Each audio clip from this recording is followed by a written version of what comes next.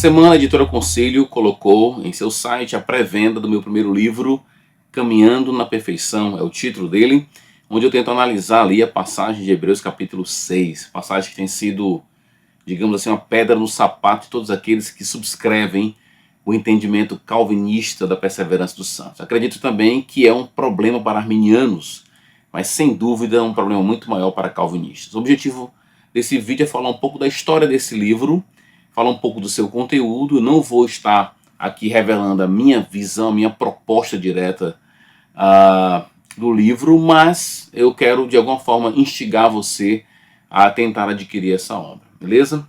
Falar um pouco da história desse livro. A minha relação com Hebreus capítulo 6, em termos de análise textual, lidar com o texto original, contexto histórico, toda aquela história de exegese, de hermenêutica, teologia bíblica, toda a minha relação com Hebreus capítulo 6 começa, eu tento, digamos assim, encontrar um momento histórico, e eu encontro em 2004. Eu tive que escrever um artigo para uma revista teológica chamada Pilares da Fé, uma revista que é produzida pelo Cibima, que é um seminário aqui de Fortaleza, e era o primeiro volume dessa revista, e eu escrevi um artigo chamado Rumo à Perfeição, que era uma análise de Hebreus capítulo 6. E lá para cá, a minha relação com Hebreus era sempre uma relação, digamos assim, de incômodo. Eu nunca estava satisfeito. Eu escrevi o artigo, logo depois disse que não estava satisfeito, concluí que aquela não era a melhor explicação para aquela passagem, procurei em comentários, teologia bíblica, teologia sistemática, todo tipo de obra, artigos acadêmicos.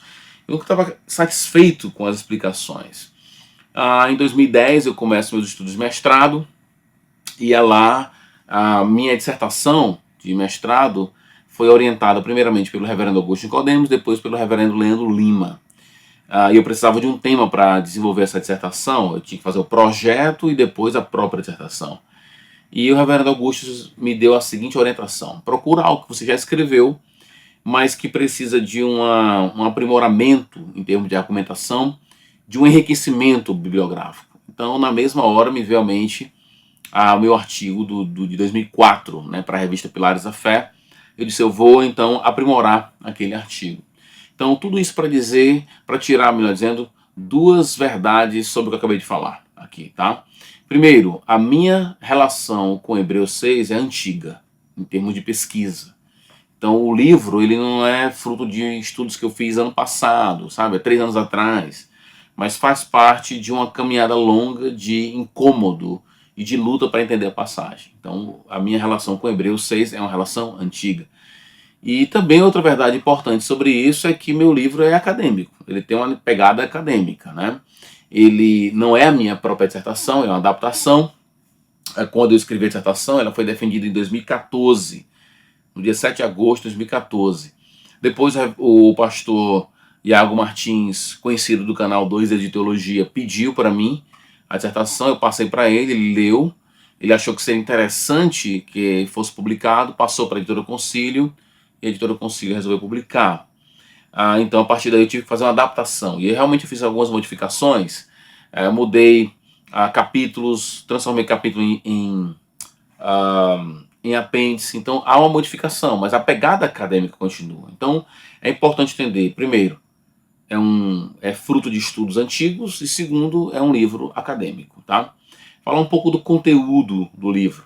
O livro tem uma introdução, 4 capítulos e uma conclusão. Na introdução, eu apresento 8 questionamentos que vão, digamos, que me orientaram na minha pesquisa. É tipo perguntas que eu selecionei para dizer, eu preciso responder isso aqui. São questões que se levantaram na minha lida com a passagem. Então, ao ler a passagem de Hebreus, muitas perguntas vieram à mente, e eu selecionei 8 questionamentos, tá? E esses 8 questionamentos vão aparecer na conclusão em forma de resposta. Então, para ter um exemplo desses questionamentos, por exemplo, quem são aqueles personagens do versículo 4 a 6, né, os iluminados que provaram o dom celestial, enfim, quem são essas pessoas? Por que elas não podem ser renovadas? A explicação está na queda? Ou existe uma outra explicação? O fogo referido no versículo 8 é um fogo de condenação ou é um fogo de provação? Qual a relação entre o versículo 9 e o versículo 7 e 8? A expressão, por exemplo, que nós encontramos no versículo 9 ali, que fala, mesmo falando dessa maneira, ela me ajuda a entender a passagem anterior, ou só o versículo 7 a 8?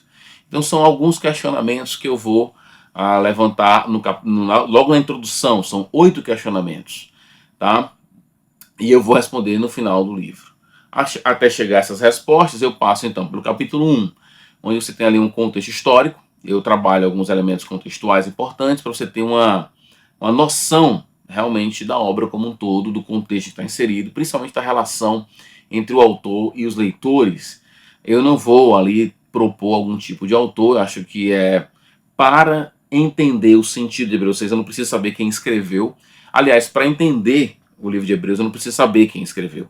A questão do entendimento de quem é o autor do livro de Hebreus é importante para questões apologéticas, entendimento de inspiração, a relação a apóstolos e produção das escrituras. Tem outras implicações. Não é que não é importante saber quem escreveu, mas para entender o texto não precisa saber quem escreveu, precisa entender o texto, né?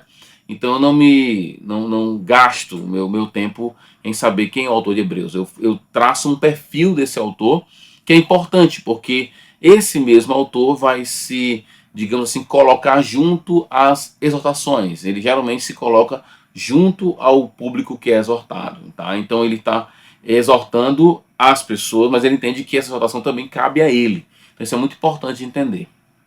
Muito bem.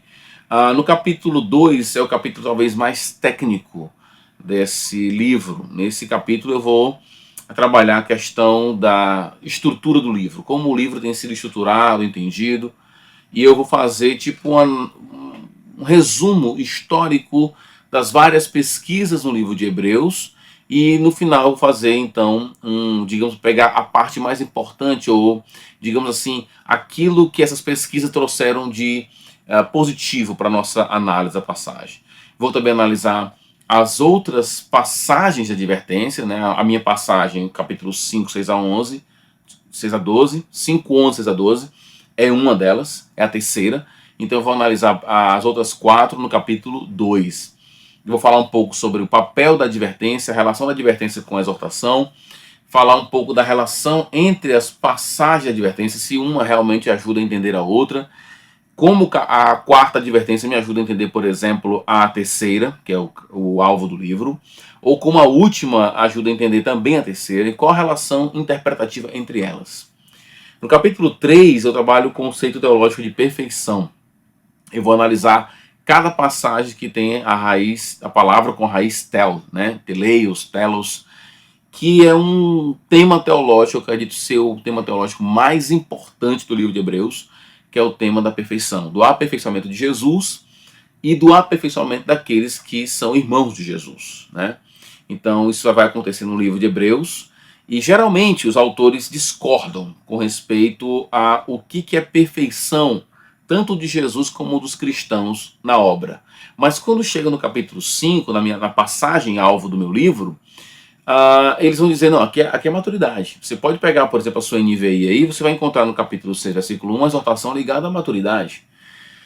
E a minha ideia é mostrar que o entendimento de perfeição ao longo de toda a obra é coeso. Então, o aperfeiçoamento de Jesus e o aperfeiçoamento dos santos me ajuda a entender o que o autor de Hebreus está falando no capítulo 6, versículo 1. Aliás, eu proponho e eu entendo que o capítulo 6, verso 1 é o centro do livro de Hebreus, e que essa exortação sintetiza e é tipo a alma do livro de Hebreus, tá?